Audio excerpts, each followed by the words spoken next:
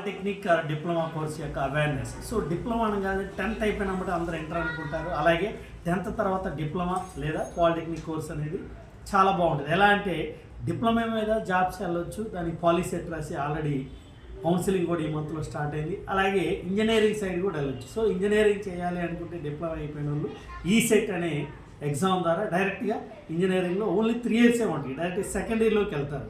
So compare to BTech regular స్టూడెంట్స్తో పోలిస్తే ఈ డిప్లొమా వాళ్ళు ఈజీగా ఉంటుంది. ఎందుకంటే మ్యాక్సిమం డిప్లొమాలోనే అన్ని సబ్జెక్టులు బేసిక్స్ ఐడియా ఉంటుంది కాబట్టి ఈజీగా స్కోర్ అనేది మినిమం డిస్టింక్షన్ ఈజీగా తెచ్చుకోవచ్చు diploma students. So polytechnic 3 years, అలాగే ఇంజనీరింగ్ 3 years.